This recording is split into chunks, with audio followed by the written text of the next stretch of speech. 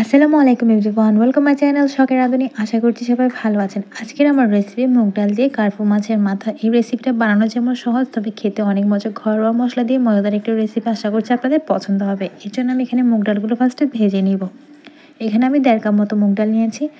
আমি যদিও আপনাদেরকে পরে মেজারমেন্টে দেখিয়ে দিচ্ছি। এখানে আমি ফ্রাই প্যানে তেল দিয়ে খুব ভালো করে মুগ ডালটা ভেজে নেব। মুগ ডালটা আসলে ভেজে রান্না করলে কিন্তু বেশি মজা লাগে। ওভাবে যদি রান্না করেন তাহলে একটা গন্ধ লাগে, ওই জন্য আমি এখানে ভাজার পরে আপনাদেরকে মেপে দেখাচ্ছি। 1.5 কাপ দিয়ে দিয়েছি। এরপর আমি গরম পানি দিচ্ছি। আপনারা চাইলে রুম টেম্পারেচারে থাকা পানি দিয়েও ভিজিয়ে রাখতে পারেন, তবে আমি গরম পানি দিয়ে রাখি, এতে ফাস্ট সেদ্ধ হয়ে যায় আর কোনো রকম কেমিক্যালের কোনো ভয় থাকে না, যেহেতু বাজারে বিভিন্ন রকম মুগ ডালে বলা হচ্ছে রং দিচ্ছে, এই জন্য।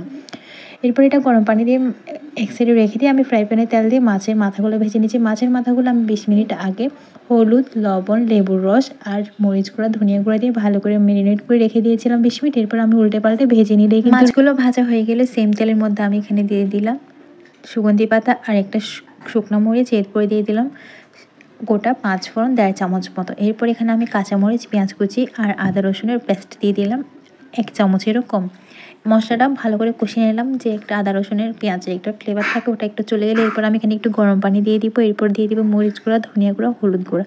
মাছে অনেকেই ধনিয়া গুঁড়া দিতে চায় না, তবে ধনিয়া গুঁড়াটা অল্প একটু দিয়ে এরপর আপনারা টেস্ট করলে বুঝতে পারবেন রান্নার সাথে কালার আর স্বাদটা কেমন আসে।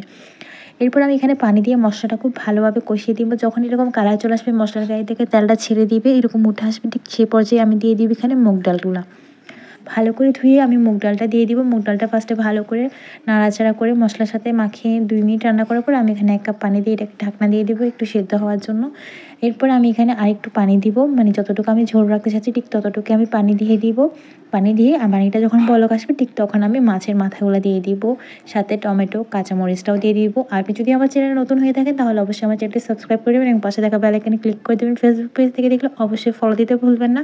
আমার রেসিপিগুলো যদি ভালো লাগে অবশ্যই লাইক, কমেন্ট, শেয়ার করবেন। ধনিয়া পাতা দিয়ে নামিয়ে পরিবেশন করুন। আসসালামু আলাইকুম।